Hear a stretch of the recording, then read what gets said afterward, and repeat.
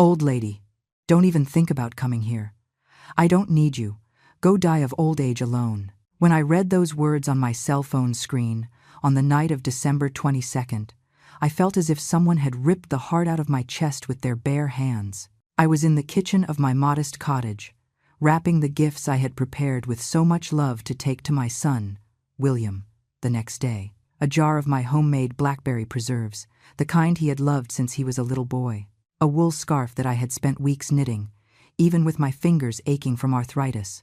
And a bottle of vintage wine that I had been saving for years for a special occasion. My eyes reread the text message 5, 6, 10 times. Every word was like a stab wound. But something inside me, that mother's instinct that never fails, screamed that there was something terribly wrong. William would never call me old lady like that. He was always affectionate, respectful. Even when he had a problem or was annoyed with me, he would talk it out. He would explain. Never in his 32 years of life had he treated me with such coldness. I tried to call. The first time, it went straight to voicemail. The second time, too. My heart began to race, not from emotional pain, but from pure fear. Something was wrong, very wrong. I called Natalie, my daughter-in-law. The phone rang for a long time before she picked up. When I finally heard her voice, I sensed immediately that something was not right. "Hello, Eleanor," she said, and her voice trembled in a strange way. It wasn't the cheerful and chatty Natalie I knew. It was a tense, frightened voice. "Natalie? Honey, is everything okay? William sent me a strange text saying not to come over tomorrow." There was a pause that lasted too long. I heard heavy breathing on the other end, as if she were trying to control tears or panic. "Him? He's asleep right now, Eleanor. He had a rough day at the office. I think it's best if you don't come. He's very tired and—" "Natalie, what is going on?" I interrupted her, feeling fear tighten my throat. "Where are you two? Why does your voice sound like that?" "We are at the house. Everything is normal.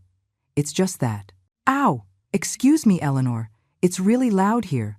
There's a party at the neighbor's house and—" But I didn't hear any party. What I heard, very faintly behind her voice, was music that made my blood run cold. It was that heavy, aggressive hip-hop, full of profanity and violence, that William always hated. He would never allow that kind of music in his home. And then I heard something else. A male voice, raspy and aggressive, saying, "Turn that crap off. Tell that bitch to get lost." And the call cut off. I stood there, holding the phone so tightly that my knuckles turned white. 70 years of life had taught me to trust my gut. And in that moment, every fiber of my being screamed that my son was in danger. Some neighbors who walked by the window and saw me looking stunned tried to console me. "Oh, Eleanor, let it go. Kids grow up and sometimes they get ungrateful. That's just life." But I didn't believe them. I couldn't believe it. The boy who cried when I hurt my arm at the butcher shop and insisted on taking care of me for a whole week. The man who promised, at his father's grave, that he would always take care of me. That man would not write those cruel words. I looked at the gifts on the table. I looked at my old, trembling hands. I looked at the clock on the wall, marking almost midnight. And I made a decision. If I was wrong, if William really didn't want to see me, I would go back home and keep my pain to myself. But if I was right, if something bad was happening to my son, I would never forgive myself for not going. I went to my bedroom and opened the drawer of the dresser where I keep my important things. Way in the back, wrapped in an old rag, was the hunting knife that had belonged to my husband. It was an antique piece, with a carved wooden handle, the blade still sharp even after all these years. I took it and put it at the bottom of my purse.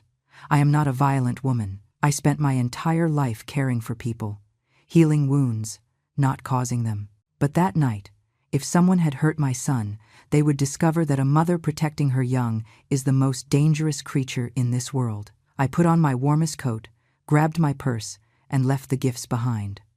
I wasn't going to a Christmas dinner. I was going to rescue my son. But before we continue, check if you are already subscribed to the channel and write in the comments where you are watching this video from. We love knowing how far our stories are reaching. The bus terminal was almost empty at that time of night, just a few passengers dozing on the hard benches, waiting for buses that would leave in the early morning hours. I bought a ticket for Chicago, the city where William lived, 2 hours away. The next bus would leave in 40 minutes. I sat in a corner, clutching my purse against my chest, and tried to think clearly. What could be happening? William had a good life, a stable job as an engineer at a respected firm, a beautiful house that he and Natalie had bought 3 years ago, a marriage that seemed happy, or at least, that's what I thought. But in recent months I noticed that something had changed. William was more distant in our weekly phone calls, less talkative.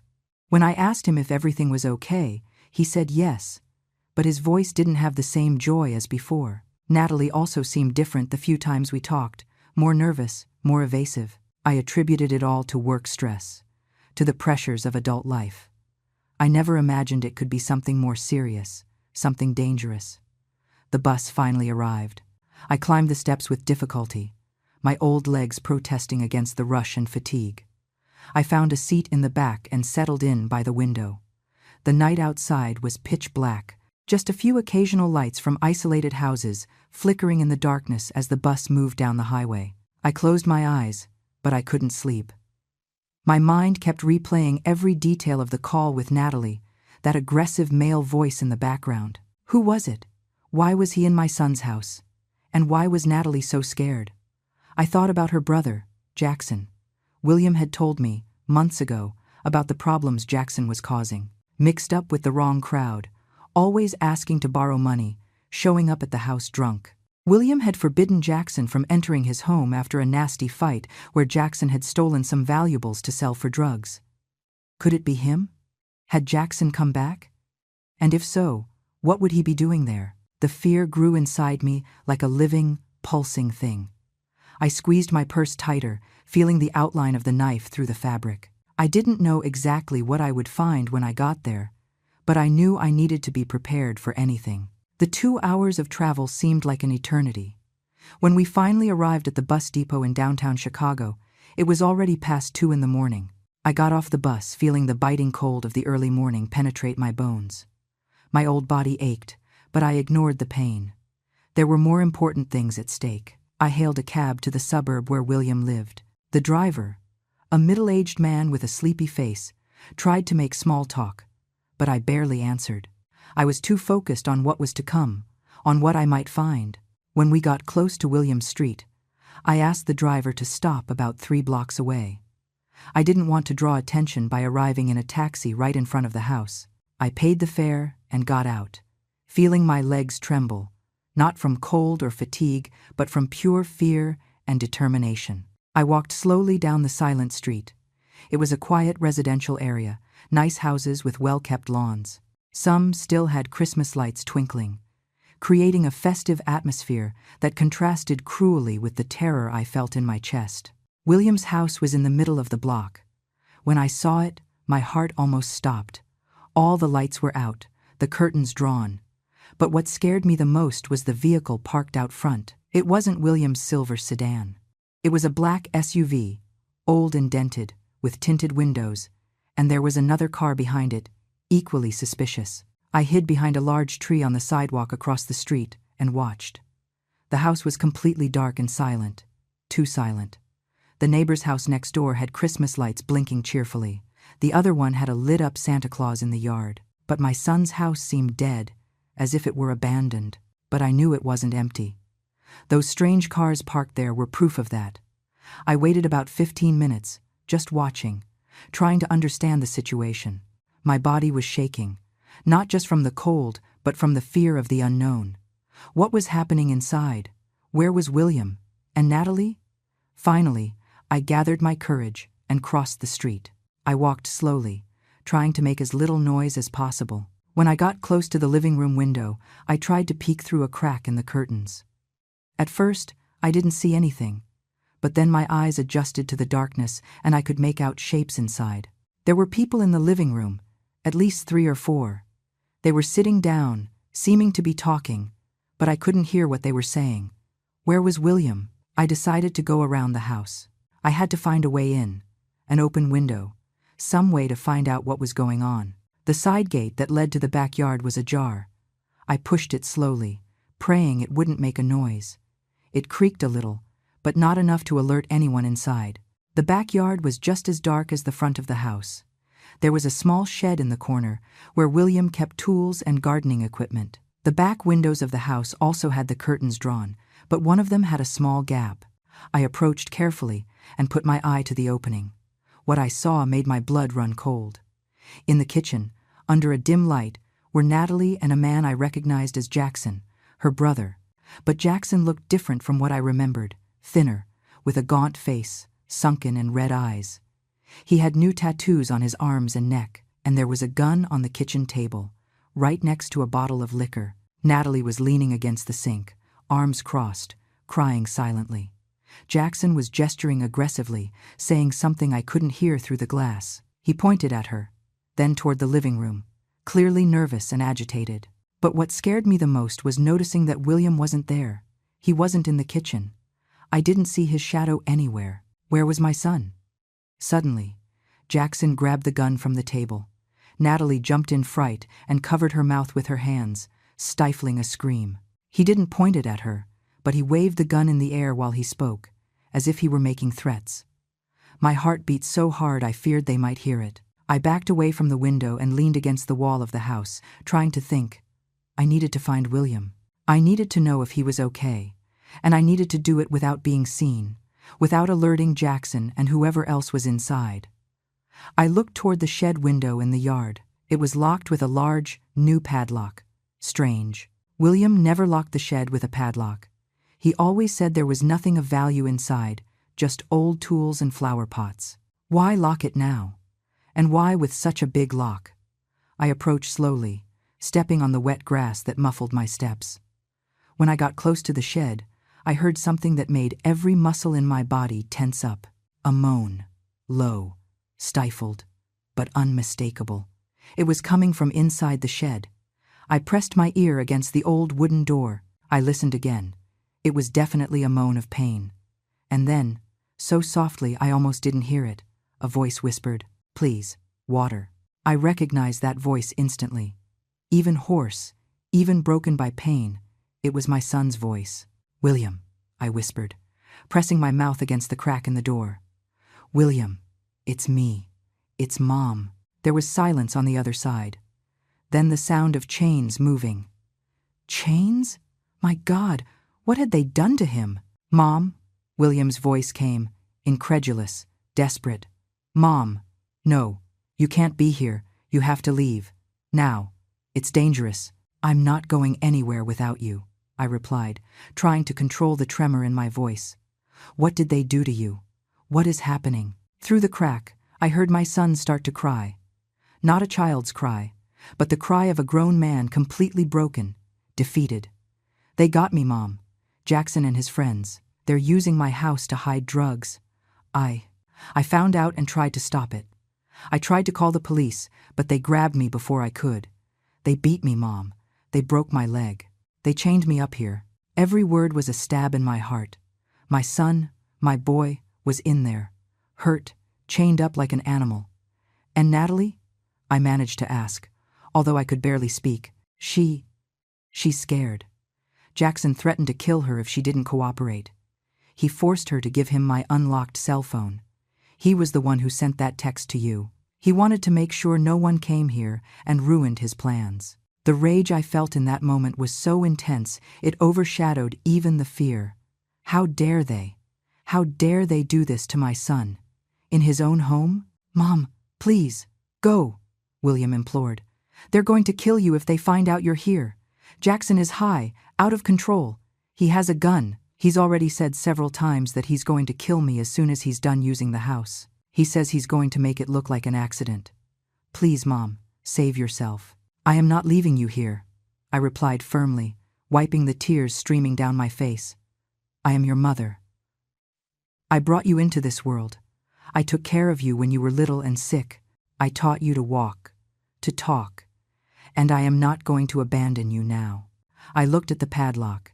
It was large, heavy-duty. There was no way to open it without the key, but the shed door was old, the wood was half rotten in some spots, and the hinges looked rusty. I looked around the yard, searching for something I could use. There was a crowbar, leaning against the back wall of the house, probably used by William for some repair. I grabbed it, feeling the cold weight of the metal in my old hands.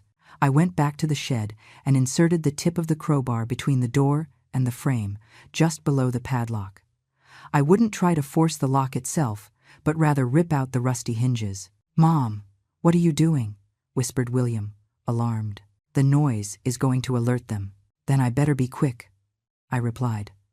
I took a deep breath and started to apply pressure. The old wood creaked, but held. I tried again, putting all my body weight on the crowbar. This time I heard a crack. One of the hinges had come loose partially. I continued to push, ignoring the pain in my old arms, ignoring the fear. Another crack. The second hinge began to give way. "Just a little more. Just one more." "Hey, what do you think you're doing?" The voice came from behind me, hoarse and threatening. I spun around and saw a man standing a few yards away.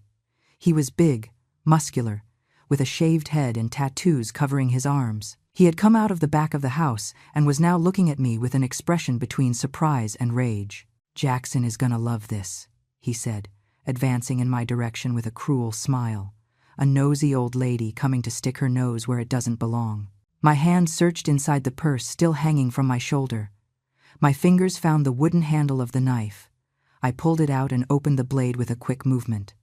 The man stopped, surprised. Then he laughed. "Seriously, Grandma? You're going to threaten me with a little kitchen knife? Do you have any idea who I am? What I do to people who get in my way?" "I don't care who you are," I replied, holding the knife with both hands to control the shaking. "You touched my son. You hurt him, and you are going to pay for that." He laughed again and lunged. I didn't think. I just reacted. When he reached out his hand to grab me, I struck. The blade slashed his forearm, not very deep, but enough to make him recoil with a yell of pain and surprise. "Damn crazy old hag, you cut me." He looked at the wound on his arm, then at me, and the amusement in his eyes turned into pure fury. He charged again, but this time with full force, knocking me to the ground. My head hit the hard grass and I saw stars. The knife flew from my hand. "I'm gonna teach you what happens to people who mess with us," he growled, his hands going for my neck. I struggled, tried to scratch, kick, but he was much stronger. His hands squeezed my throat, cutting off my breath. My vision began to darken at the edges. Was this how it was going to end? Would I die there, in my own son's backyard, without managing to save him? No, it couldn't be like this. With my last bit of strength, I reached for something, anything I could use. My hand found a rock on the ground. I grabbed it and smashed it against his head with all the force I had left. He let out a grunt and loosened his grip. I took the chance to push him off and roll to the side, coughing, gasping, trying to get air back into my lungs. He shook his head, stunned, blood trickling from a cut on his forehead. "Butch, what the hell is going on out there?" Jackson's voice came from the house. Heavy footsteps were approaching. The man named Butch got up, stumbling, shooting me a look of hatred. But before he could do anything, the back door opened and Jackson came out, followed by another man. Jackson was still holding the gun. "What the hell is this?" Jackson looked from me to Butch. "Who is this old lady?" "It's William's mother," Butch replied, wiping the blood running down his face. "The bitch attacked me with a knife." Jackson looked at me more closely, and I saw recognition in his eyes. He had seen me a few times when William and Natalie still welcomed him into their home, before everything went wrong. "Eleanor," he said, and there was something dangerous in his overly calm voice. "You shouldn't be here. That was very stupid of you." "Let my son go," I said, getting to my feet with difficulty. My whole body ached, but I stood tall. "Let him go right now, and leave. You still have time to run before I call the police." Jackson laughed. It was a cold, humorless sound. "You aren't going to call any police. You know why? Because if you scream, if you try to call anyone, I'm going to kill William. I'm going to shoot him in the head, right in front of you. And then, I'm going to kill Natalie. And then I'm going to kill you." He pointed the gun at me. My heart was beating uncontrollably, but I didn't back down. "Why are you doing this?" I asked, trying to buy time, trying to think of a way out. "William is married to your sister. He is family." "Family?" Jackson spat the word out like it was poison. William never treated me like family. He always looked down on me, like he was better than me, with his nice house, his good job, his perfect little life. Meanwhile, I was scraping by on the streets, with nothing, with no one. You chose that path, I replied. William tried to help you several times. He offered to get you a job, to help you get into a rehab clinic. But you refused. You preferred the drugs. Shut your mouth, he screamed, the hand with the gun shaking. You don't know anything. You don't know what it's like. Natalie appeared in the doorway, her eyes wide when she saw me. Eleanor, she whispered, and I saw tears streaming down her face. I'm so sorry. I tried to protect William, but I couldn't. Jackson said he was going to kill him. He was going to kill me. He was going to kill all of us if I didn't help. I know, honey, I replied softly, still with the gun pointed at me. It's not your fault. Yes, it is, Jackson yelled. It's her fault. If she had kept her mouth shut, if she had helped me from the start, none of this would have happened. But no, she had to be crying, begging for me to let William go, as if I was just going to release the idiot after he saw me with the merchandise. What merchandise? I asked, although I already knew the answer. Drugs, old lady. Cocaine, crack, crystal, kilos of it. My partners and I have been using your son's house as a distribution point for 3 weeks. It was perfect until that son of a bitch showed up at the house at noon yesterday when he should have been at work. William had mentioned he would be taking a few days off before Christmas. Jackson clearly didn't know that and was taken by surprise. He saw us unloading the product, Jackson continued, his voice full of rage. He tried to play the hero, said he was going to call the cops. We had to teach him a lesson. Butch here broke his leg with a baseball bat. It was really fun hearing him scream. I felt bile rise in my throat. The image of my son being beaten, having his leg broken, made me feel a rage so intense that for a moment I forgot the fear. You are monsters, I whispered. We are survivors, Jackson corrected. And you, old lady, have just become a problem. Butch, lock her in the shed with William. I'm going to decide what to do with the two of them after we finish packing up the product. Butch came toward me. I thought about fighting again, but I saw it was useless. There were 3 men, all stronger than me, and one of them was armed. If I fought now, I would be killed instantly, and then there would be no one to help William. I let Butch grab me by the arms and drag me to the shed. He ripped off the rest of the hinges I had loosened and opened the door. The smell that came out of there made me cough. Blood, urine, sweat, fear, all mixed into a nauseating stench. Butch threw me inside and slammed the door behind him, leaving me in almost total darkness. Mom! William's voice came from the darkest corner of the shed. My eyes adjusted slowly to the little light coming through the cracks in the door. And then I saw my son. He was sitting on the cold concrete floor, his back leaning against the wall. A thick chain held his right ankle to a metal hook bolted into the floor. His leg was swollen, purple, visibly broken. There was dried blood on his face. His shirt was torn and covered in dark stains. One of his eyes was so swollen he could barely open it. But when he saw me, he tried to smile. Hi, Mom. I ran to him as fast as my old legs allowed and threw myself by his side, hugging him carefully so as not to hurt him more. He rested his head on my shoulder and began to cry. Not the desperate crying from before, but a cry of relief, of not being alone anymore. My boy, I murmured, stroking his dirty matted hair. My son, what did they do to you? It doesn't matter, he said, his voice broken. You came. I can't believe you came. When I read that text Jackson sent from my phone, I thought you were never going to want to talk to me again. I knew it wasn't you, I replied, wiping his tears with my trembling hands. A mother always knows. Always. I looked around the small shed. There was an old table in the corner with scattered tools. A saw, a hammer, pliers. My eyes stopped on the saw. William, can we cut that chain? He shook his head. I already tried. It's hardened steel. We'd need an electric saw or a bolt cutter. The tools in here won't work. I picked up the hammer anyway and examined the metal hook in the floor. It was bolted into the concrete, but the concrete around it looked old, with cracks. Maybe if I hit it enough. Mom, we don't have time, William said. They're going to come back, and when they do... He didn't need to finish the sentence. We both knew what Jackson planned to do. He couldn't leave living witnesses, not after everything that had happened. Then we need a plan, I said, forcing my mind to work through the fear and shock. We need to find a way out of here alive. How? William asked, and there was desperation in his voice.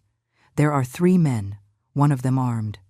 You are, sorry, Mom, but you are 70 years old, and I can barely stand with this leg. He was right. In a direct fight, we stood no chance. But maybe we didn't need to fight head on. Maybe there was another way. Your cell phone, I said suddenly. Where is your cell phone? Jackson took it. He has it in the kitchen. Why? I thought quickly. If I could get William's cell phone, I could call the police. But to do that, I would need to get out of the shed, enter the house without being seen, find the cell phone, and make the call before anyone caught me. It was almost impossible, but it was the only chance we had. Mom, what are you thinking? William knew me well enough to recognize that look on my face. I'm going to get out of here and get help, I replied, already getting up. No, Mom, they're going to kill you. They're going to kill us anyway if we stay here waiting, I argued. At least this way we have a chance. I went to the door and peeked through the crack. The yard was empty. Jackson and the others must have gone back inside the house. It was now or never. I love you, son, I whispered. No matter what happens, remember that. Mom, don't. But I was already opening the door slowly, just enough to squeeze through. The cold night air hit me like a slap in the face. I closed the door behind me silently and crouched in the shadows, analyzing the situation. The house had some lights on now. Through the kitchen window, I could see Jackson and Butch sitting at the table, counting money. The third man was not in sight. He was probably in the living room, watching Natalie, or organizing the drugs. I needed to get inside without being seen. But how? I remembered that William had installed a cat door in the back door of the laundry room, even though they didn't have a cat. Natalie wanted to adopt one, but they never got around to it. Was the little door still there? I moved slowly along the side of the house, staying in the shadows until I reached the laundry room door. And yes, there was the little door, small, but maybe big enough for me to pass through. I had to try. I knelt on the cold ground and pushed the cat flap slowly.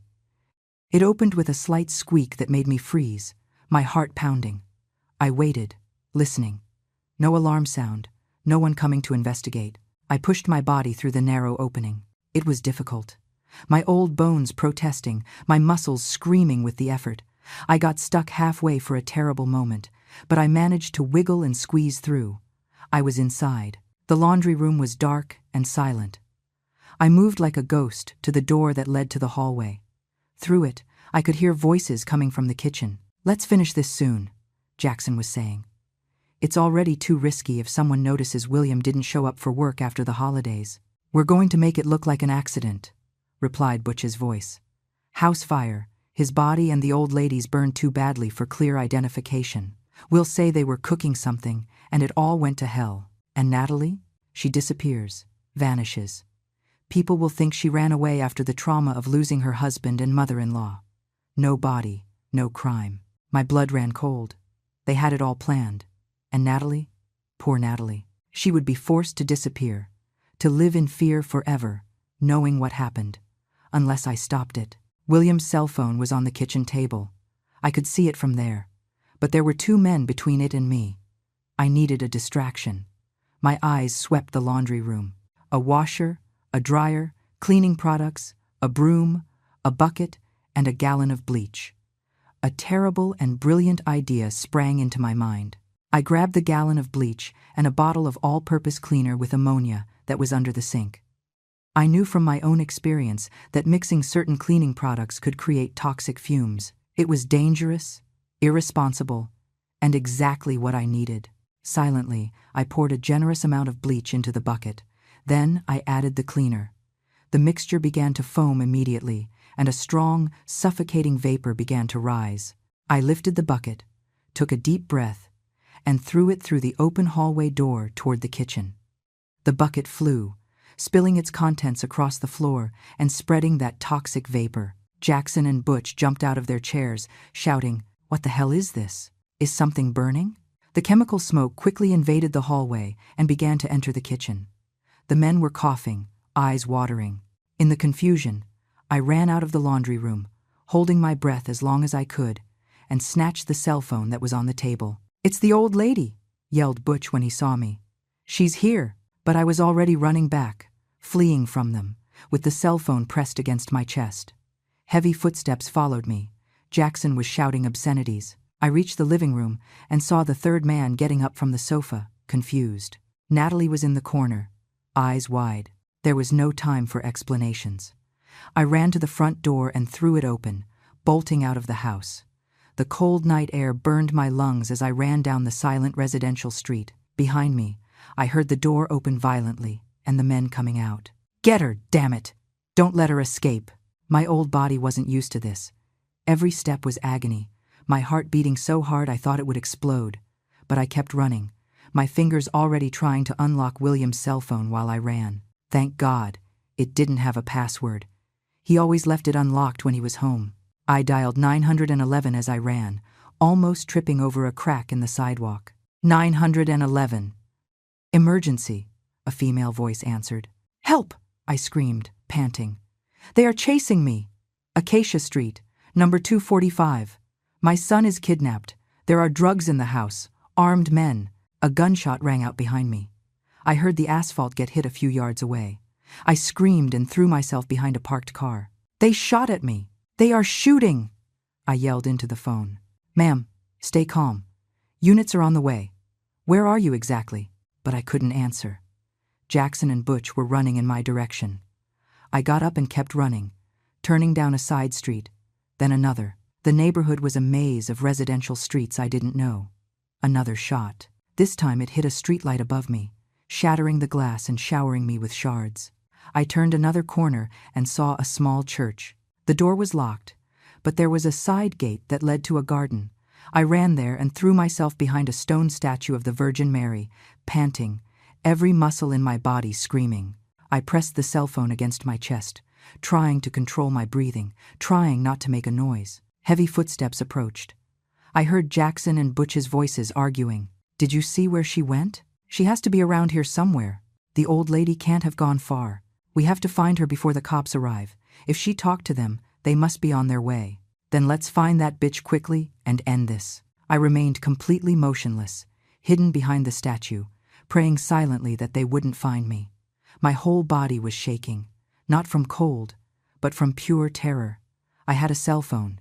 I had called the police, but I didn't know how long they would take to arrive. What if they didn't arrive in time? The footsteps got closer. Jackson and Butch were searching the church garden. I saw the shadow of one of them pass along the wall near where I was hiding. "Look here," Butch said, and my heart almost stopped. Footprints in the wet grass. They lead that way? They were following my trail. In a matter of seconds, they would find me. I looked around desperately, looking for a way out, a weapon, anything. My eyes landed on a piece of wood on the ground, part of a broken bench. It wasn't much, but it was better than nothing. I grabbed the wood and waited. If they were going to find me anyway, at least I wasn't going to make it easy for them. The shadow on the wall grew larger. Someone was coming.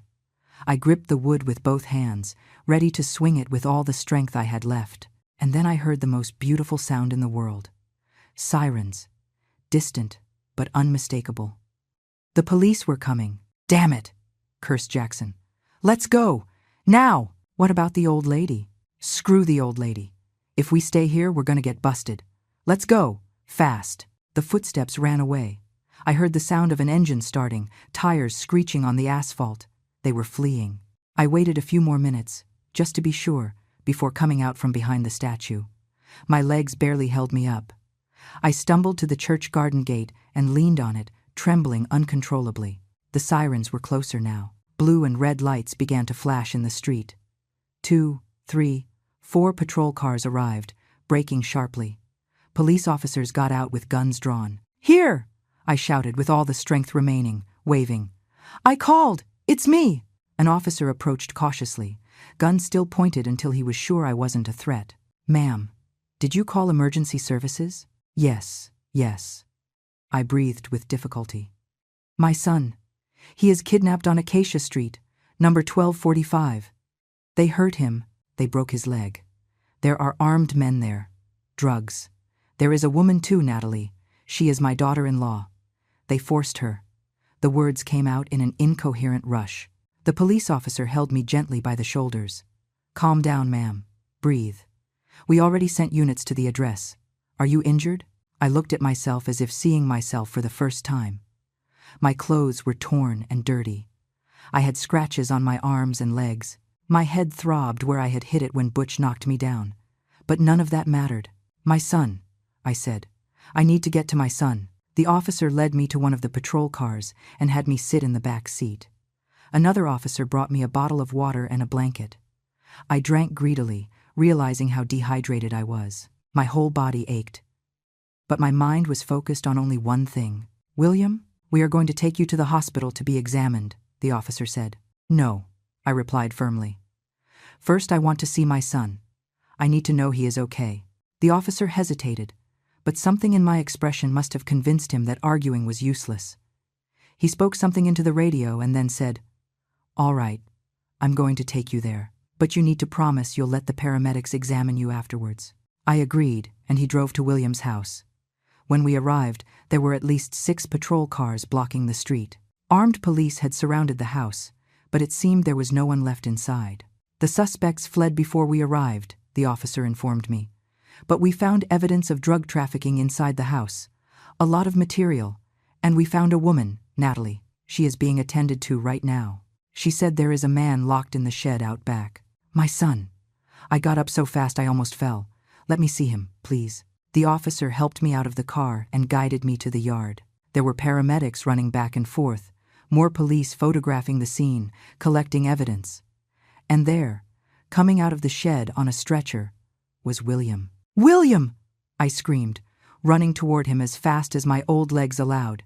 He turned his head and saw me. His swollen face lit up.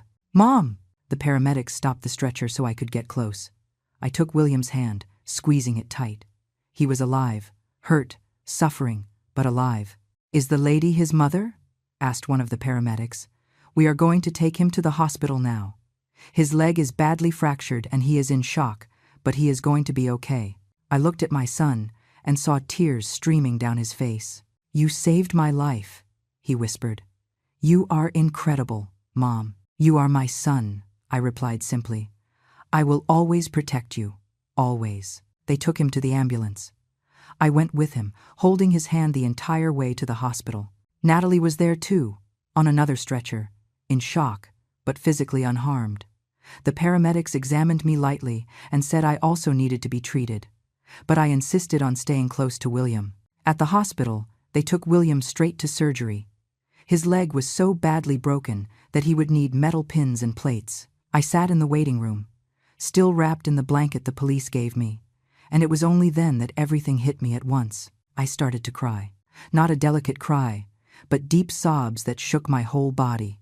I cried from the pain, from the fear, from the terror of almost having lost my son. I cried from relief, because he was alive. I cried because for a moment back in the yard, when that man was strangling me, I thought I would never see William again. Natalie came to sit beside me. She was crying too, eyes puffy and red. Eleanor, she said with a shaky voice, I am so sorry. I should have been stronger. I should have protected him better. But I was so scared. I know, honey, I replied, pulling her into a hug. You were a victim in all this too. Don't blame yourself. But I cooperated. I let Jackson use our house. I let him hurt William. What kind of wife does that? A wife who was threatened with death, I said firmly. You did what you needed to do to survive, and you didn't let William die. You kept him alive until I arrived. She sobbed on my shoulder. 2 broken women, hugging, waiting for news of the man we both loved. Hours later, a doctor finally came out of the surgery room. I got up so fast I got dizzy. How is he? The surgery was successful, the doctor said with a small smile. We placed pins and plates in the leg. He is going to need intensive physical therapy and will likely have a slight limp for the rest of his life, but he will be able to walk normally. Considering the severity of the fracture, he was lucky. Lucky. I wouldn't call it luck. I would call it a miracle. Can I see him? He is still in recovery, but shortly we are going to take him to a room. You can see him there." I waited another hour, which seemed like an eternity, before finally being taken to William's room. He was awake, despite the strong painkillers, and smiled when he saw me enter. "Hi, Mom." "Hi, my love," I replied, sitting in the chair next to the bed and taking his hand. "How do you feel?" "Like I got hit by a truck," he said with a weak laugh.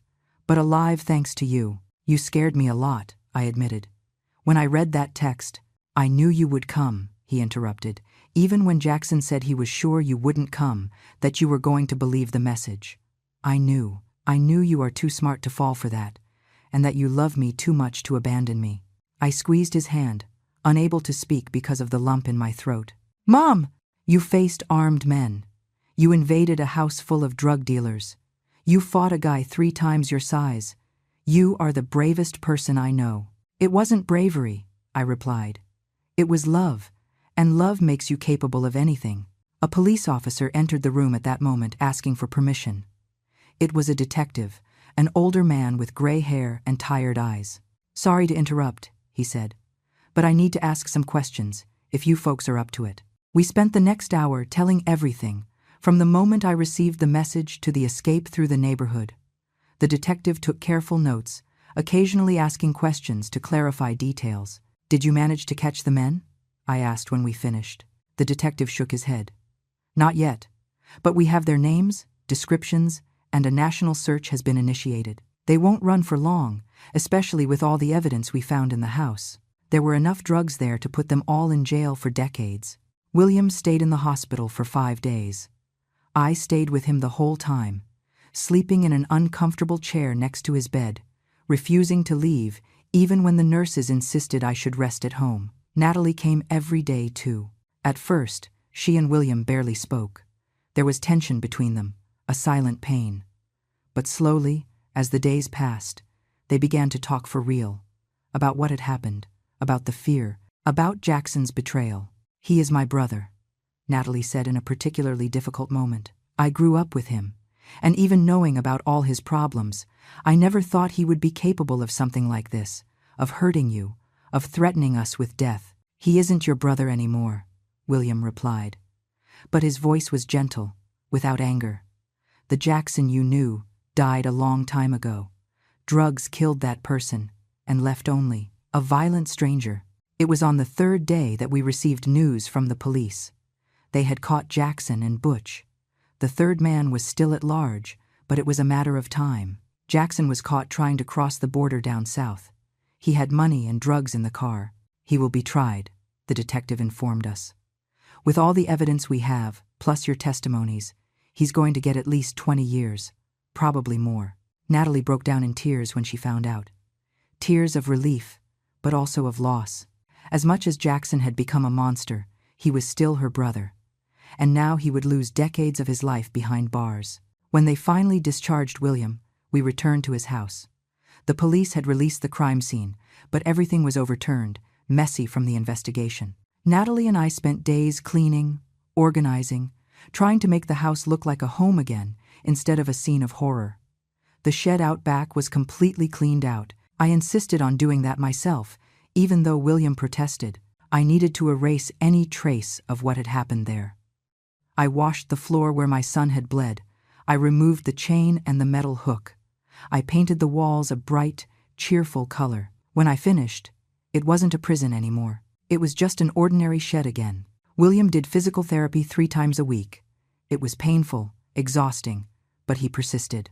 I went with him whenever I could, holding his hand when the pain became unbearable, cheering him on when he wanted to give up. "You are going to walk again," I always said.